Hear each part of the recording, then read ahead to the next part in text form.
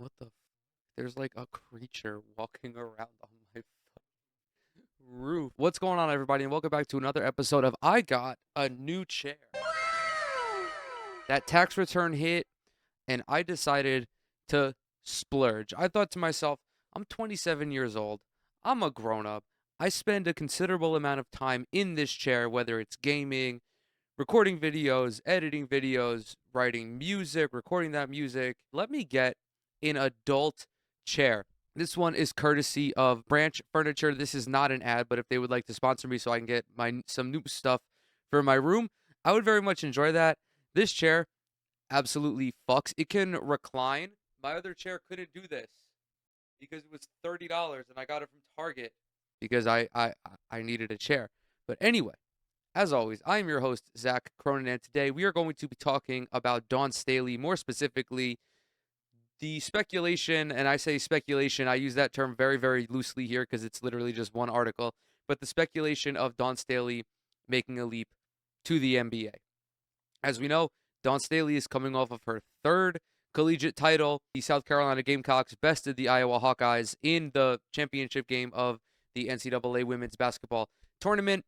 And this is potentially the shining moment of Dawn Staley's career. Not only does she win yet another title, not only does she further cement herself as one of not only the greatest coaches in the history of women's basketball, but as one of the premier figures in women's basketball. She did this after losing her entire starting five. They won 38 games this season, didn't lose a single contest, and went on to beat the hottest, most incredible player in the history of women's basketball of late, Caitlin Clark, in the championship game with, again, an entirely new starting five. Now, if you are someone who is unfamiliar with women's basketball, you follow from afar, you're just a casual in that regard. Dawn Staley is, as I mentioned, one of the premier figures in the history of women's basketball, not only as a coach and as a player. Her list of accolades can go bullet point for bullet point with any coach that has coached at any level of basketball. The multiple time championships, the tournament championships, the numerous Coach of the Year awards, all of the All Americans that she's coached. The list goes on, and that's in addition to her success as a player, not only a multiple time All Star, but one of the members of the WNBA's 10th and 15th anniversary teams, a three-time gold medalist with Team USA. It just goes on for Dawn Staley. Also, not to mention the fact that she's been inducted into the Naismith Basketball Hall of Fame. But a gentleman by the name of Scott Fowler wrote an article for the Charlotte Observer titled "Hornets Should Hire South Carolina's Dawn Staley as their next head coach." I want to say this right away, and I mean this with all due respect, saying this as someone who would very much like to see a female head coach in the NBA. I do not want Dawn Staley anywhere near the Charlotte Hornets. There is absolutely no reason for her to leave her post at South Carolina and join arguably the worst team in the NBA, a team that has a relative direction, but issues with LaMelo Ball being healthy, issues with various guys off the court, whether it be domestic abuse, whether it be driving under the influence. I do not think that is a good spot for any rookie coach, let alone someone who hasn't spent any time in the NBA. However, I do think that there is a place for Dawn Staley to be a head coach in the NBA. I think that her knowledge of basketball is among the best that we have in the pool right now. If we could like put her in the coaching pool, she would probably be one of the more sought after candidates. The fundamentals of basketball don't change. If you can coach at the collegiate level, you can most likely coach at the NBA level. It's not the game itself, it's not the sport that you're going to have difficulty with. It's about all of the extra stuff that goes into being an NBA head coach. Player development, there's also the travel schedule, the lengthened schedule, understanding how to do practices, what kind of workouts, walkthroughs, stuff like that. It's a huge adjustment for anyone to get used to. I mean, look at Steve Nash did not have the best start to his head coaching career. You could look at Kenny Atkinson, who experienced mild success with the Brooklyn Nets after already being involved in NBA organizations, but being a young guy, he wasn't ready to be the head coach of a championship team.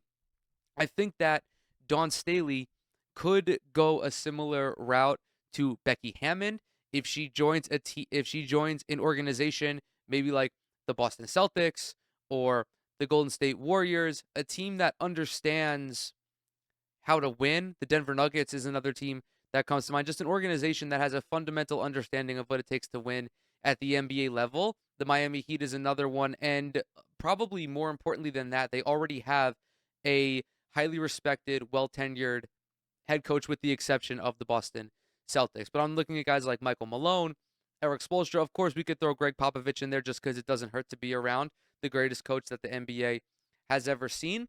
You spend a couple of years on the bench, 2, 3, maybe 4, and then next thing you know, you position yourself to be the head coach of an NBA organization. This should have already happened with Becky Hammond. I think that teams did a tremendous disservice to themselves by not hiring her when she had proven that not only was she capable of coaching, but she was capable of coaching at a high level. I understand that she was an assistant with the San Antonio Spurs, but she was a prominent assistant for Greg Popovich. This is a guy who entrusted her to be like almost the associate head coach. I don't know if that was her title or not, but that's what it seemed like, at least from afar. In this article, Fowler, pardon me, I was thinking of Scott Foster. I do not mean to disrespect you, Mr. Fowler. He posited this question to her if it ever intrigued her going to the next level, and she said, no, it never has, and I don't know why, because I look for the next challenge. But to me, that isn't a challenge. Even when I was playing in the WNBA, I never wanted to be former Charlotte Sting head coach Ann Donovan. My passion is for young people, and from an NBA standpoint, it takes time to be successful. I'm not afraid of it at all, though. I know basketball. I don't think basketball changes a whole lot. This is something that we see a lot with college coaches. It's not that they're incapable of coaching at the NBA level. It's that, do you really want to restart your coaching life when you're already dominant in college? Dawn Staley has been a collegiate head coach for a long time. She's amassed like 800 career wins. It's probably more than that. I believe she's been coaching for a while.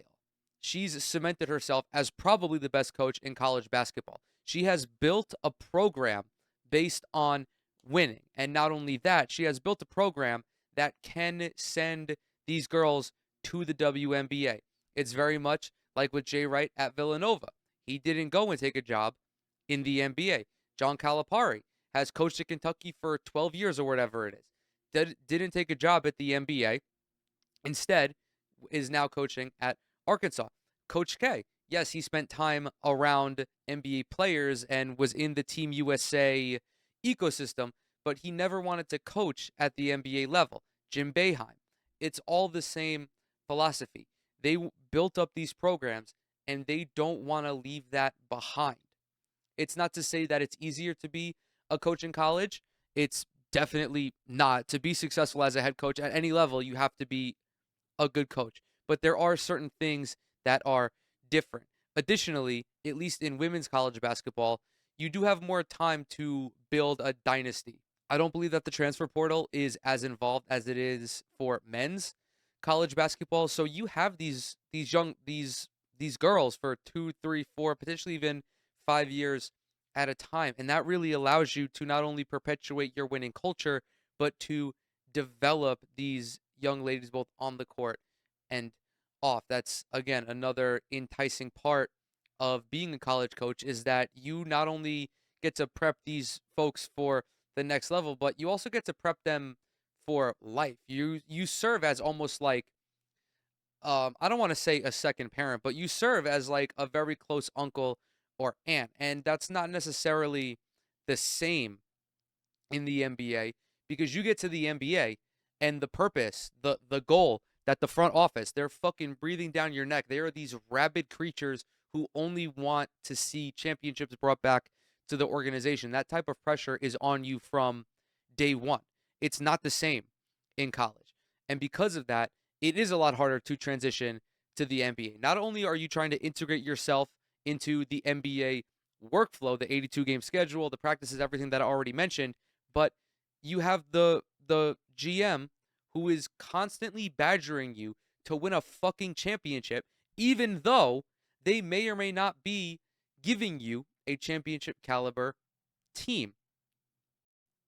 For that reason, it is doubly important that if someone is to make a jump to the NBA as a head coach, they do so in an organization that prioritizes not only player development, but development of everybody within the organization. I think the Oklahoma City Thunder are a tremendous example of this. Sam Presti has shown dedication to building a competent organization, not just a competitive basketball team. And those are very different. The competitive basketball team extends to the guys on the court, but the organizational aspect of it means that you have philosophies and ways of ensuring that you always can trot out a competitive basketball team. Not only that, you look at how SGA has developed, you look at how J Dub has developed, you look at how Chet Holmgren has developed, you look at Mark Dagnall, who's like 35 years old. No, he's probably a little older than that. I believe he was born in 84.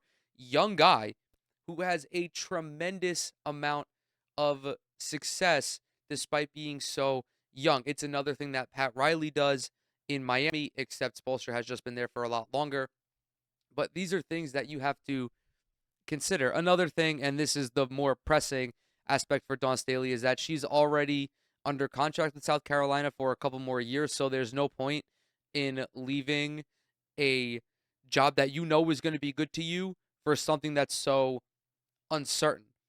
However, in the future, I don't know if I've said it yet. I believe I did, but I would love to see Dawn Staley in the NBA in some capacity. There are so many female assistants coming into the league now. It's only a matter of time before we get a female head coach. All of the misogynistic concerns about her being in the locker room, her not being comfortable in the locker room, I think that's all bullshit. I think the biggest thing is I think the biggest thing for any coach is earning respect from your players. And if there's anything that I know about basketball players, even though I'm not, directly associated to it, is that they respect winning. It doesn't matter who you are, what your background is. If you can prove to these guys that you can win, and not only but that you also believe in them, they will respect you. It doesn't matter if you're man, woman, non-binary. Again, if you can prove to these guys that you want to win and that you can take them to the pinnacle of the sport, they will buy in to whatever system you've concocted, so long as it is not a Doc Rivers ass system. And I hate to close out on that one, but I'm going to. As always, thank you guys so much for coming to hang out with me today. As always, everything that I'm associated with is down in the description box below. Twitter, Instagram, TikTok. Subscribe to the channel, leave a like on this video. If you enjoyed it, drop a comment as well. It really helps out with the algorithm. If you do any of those three things, you will become my new favorite person. And with that, I will catch y'all in the next one.